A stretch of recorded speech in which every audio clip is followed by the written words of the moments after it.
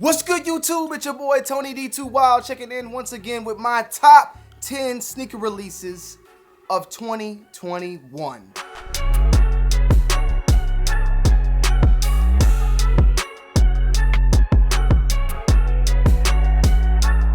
Guys, it's been a real long year, and I'm not gonna lie to you, it's been a tough year breaking down this list of my top 10 sneaker releases of 2021. And I'm gonna be honest, my list might be a little bit biased to yours, and I would love for you guys to comment down below your top 5 shoes of 2021. And stay tuned for next week, as I'm going to do a big, huge top 10 list with other content creators out there. So stay tuned. That video will be dropping next week. It's gonna have a lot of big names in it, and I hope you guys enjoy that one as well. If you guys haven't already, make sure you guys are following me over on Twitter, Instagram, and go check out my Discord. The link is down below in the description. I have a giveaway going live right now with me and Seth Fowler on a pair of the Jordan 1 patent leather breads. I want to give a huge shout out today to Upstart for sponsoring today's video. If you're someone out there that has debt collecting and you're trying to find a way to consolidate all that debt from credit cards, other loans out there, and want to bring it under one roof, I definitely recommend you guys giving Upstart a chance. Rather than just looking at your credit score alone, Upstart looks at various other factors like income, current employment, as well as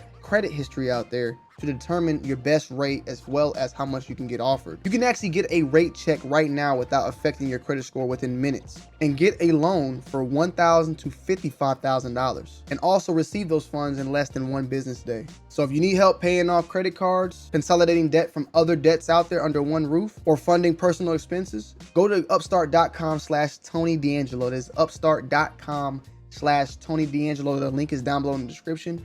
And to get yourself a little rate check and see what you can do with it, man. Huge shout out to Upstart for sponsoring today's video. Let's go ahead and get straight in to number 10. Coming in at number 10, we just spoke of it, man. It's the Jordan 1 patent bread. Now, it's kind of crazy I even put this one on the list so far down, but it's really because it hasn't even released yet, and I feel like releasing at the end of the year, it's hard to put that shoe as something even higher on the top 10 list because we haven't even let it marinate. We haven't given it time to sit and see how this shoe is going to actually do in the long run. Me personally, I'm gonna say I love this shoe. I like this shoe a lot, and I definitely think it's definitely a dope shoe. Could be on people's top 5s, top 10 lists, and it's on mine. But I do feel like within 3 months from now, we're not even gonna be worried about that shoe along with any other shoe in 2021. So the longevity of the shoe and the hype around it, I think it dies out because there's just so much more going on in the 2022, and it releasing so later in the year. I feel like it kind of hurt the shoe more than helped it. It was originally supposed to be releasing on Black Friday, but then got pushed back to the 30th. So for that reasoning, I think it kind of hindered this release hype as well. We've seen this happen before with shoes like the Jordan 6 University Gold, or what was it, the Jordan 6 DMP, where they push it back so much to the point when it actually releases, the hype kind of dwindles down. However, it still makes it on my list because I had to. There's a lot of honorable mentions that could have took this 10th spot, and you know, for that reason though, I had to put this one here because I love this shoe. Coming in at number 9, we have the Jordan 6 Carmine. Like, it gets a little ring to it, doesn't it? The Carmine 6 released during All-Star Weekend, which was on February 13th on this actual release date. It was a big-time shoe, a classic shoe that was brought back. It had the Nike Air on the back. A very huge release, a very talked-about release for good things and for bad things. One bad thing being that a lot of people were getting pairs that had pink midsoles because of the dye dripping on the midsole. These were later, sent off to outlets and even seen going on sale for $160. I don't know if Jordan Brand actually went and fixed them or not. There's a lot of pink pairs floating out there. Even Soulplay got pink pairs that they had to send back to Jordan Brand. But some stores still sold them. However, and even outlets brought them back later on and still sold them for a discounted price. But the Carmine 6 was a classic colorway, an OG colorway that was brought back to life with other OG colorways of this year. And it definitely could be on a higher scale for other people out there.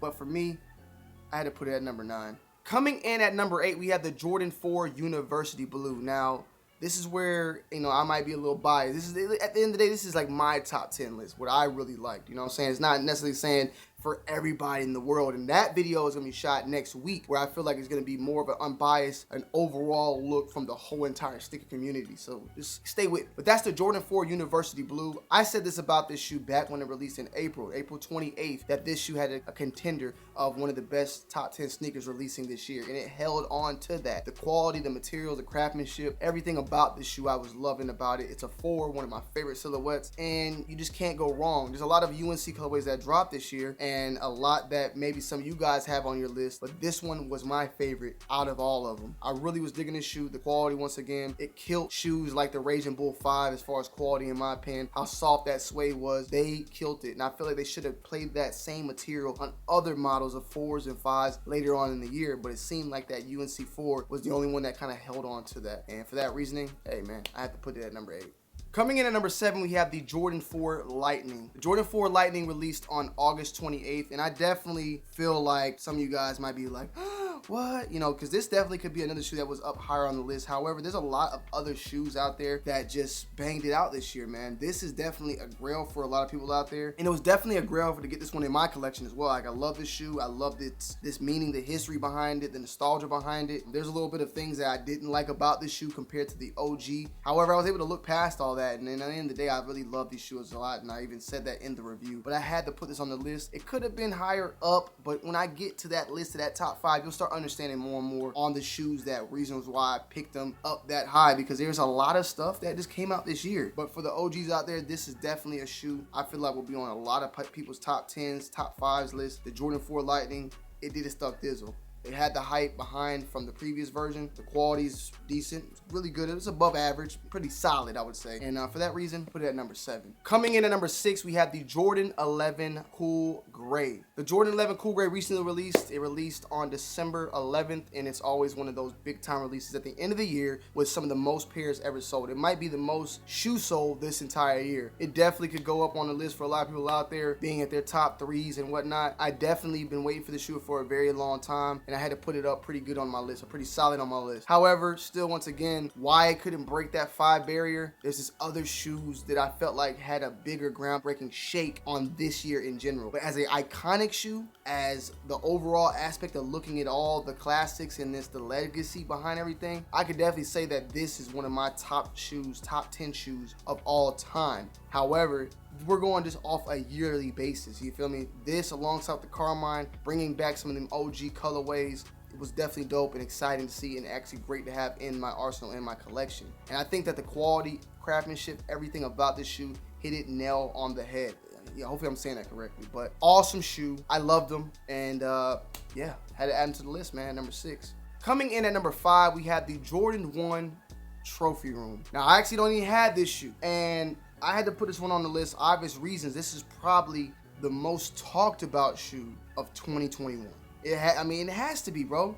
I mean, there's a lot of things going on with the Travis Scotts and Cool Gray's, Carmines, and all that, but the Trophy Room, it gets the 5 spot for good and for the bad. The controversies behind the backdooring, controversies behind the blue laces, some coming with them, some not. Fakes coming at almost a 99% identical look of that shoe. The backdooring of what happened behind, alleged backdooring of Trophy Room, alleged backdooring of other stores and people, and the flipping, and it was just crazy. The boxes coming with 190, some coming with 170. What's the price point? There was so much fiasco going around this entire shoe, and at the end of the day, it was a Jordan 1 Chicago designed by Jordan's son, or at least by the Trophy Room, and it was a great model, don't get me wrong. I feel like what made this shoe go up more and more in value was just the controversy around it, because it was backdoors going on. Nike didn't have that many pairs. Stuff was going on at Memphis, allegedly. There was just so much, like, people had this shoe before even Marcus Jordan had this shoe, allegedly. So it was just so much going on with this shoe, and right in the beginning of the year, in February, January.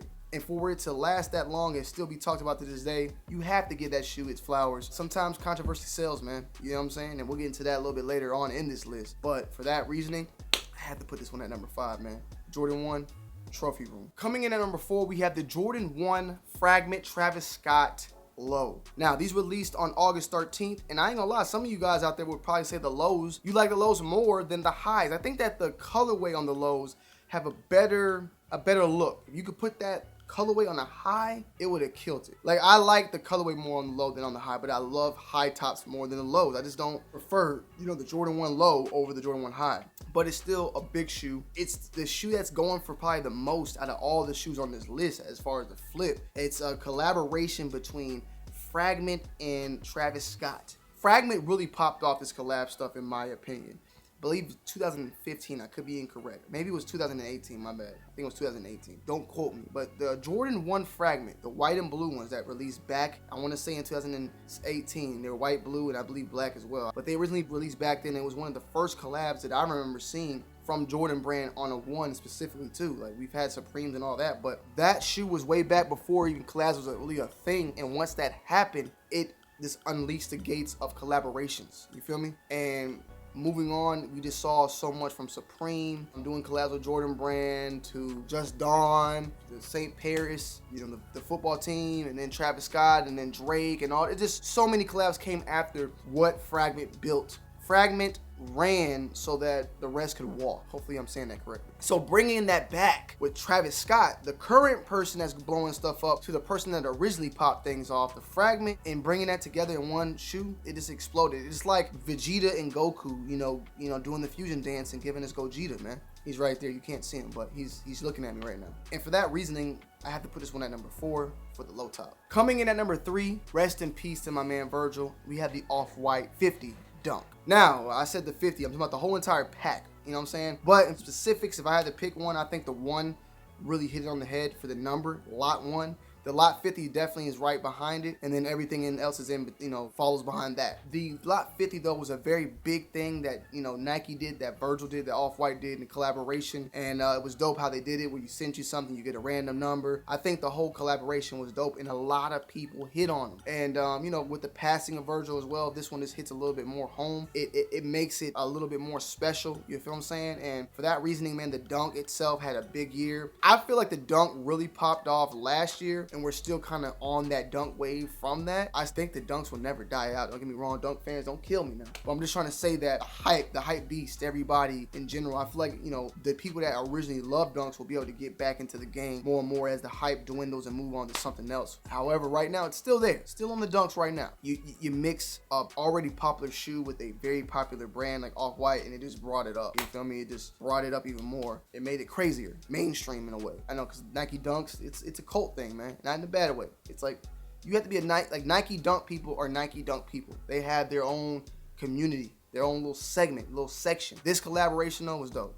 Definitely. Top 3, maybe top 1 for any of y'all out there. Coming in at number 2, we have the Jordan 1 Fragment Travis Scott High. Now, this released on July 29th, and definitely a hyped up pair of sneakers. I think with the controversy just in Travis Scott in general is going to bring up these shoes' popularity, the price point, the availability, and all that. And fakes are just all around. I would never, at this point, I don't think I would ever even own this shoe. I don't trust buying it anywhere else. But at the same time, I got to give respect to this release. This was a very big release, the biggest artist of the time, and it was going crazy before, in my opinion, before it even all this stuff happened. I mean, this shoe's going for like $3,000 at this point. It's a great shoe overall. Me personally, like I said before, I like the colorway more on the lows than on the highs. However, I like the high tops more. It is what it is. You feel me? So that reasoning, I had to put this one at number 2. It sustained its value. It's been a shoe, like I said, once again, bringing that Fragment, that old school. I've been doing this for years, so seeing the Fragment come back to the Jordan 1 and then collaborating with the most, you know, biggest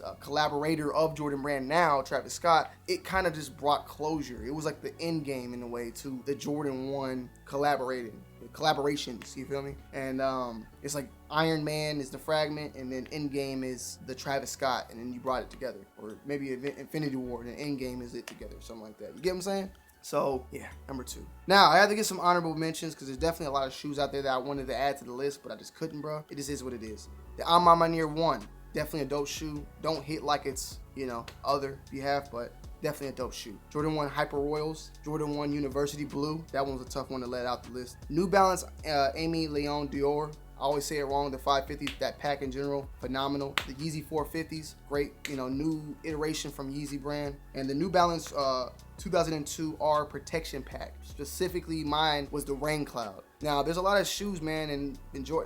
This is a Jordan list, bro. It is what it is. I can't help it, but I mean, it is what, like, Adidas didn't come with that bang, in my opinion. New Balance came with some heat, but it was so much other stuff in there that I just couldn't do it. I tried. Like, I literally had New Balance in my list, and then I remembered patent ones, and then I started remembering other shoes like that I left out, and I was like, oh damn, yeah, I gotta put these in and take this out. And a lot of these shoes was in this list, and they had to get thrown out because other shoes started popping up in my head. So it is what it is, man. Unfortunately, it is what it is.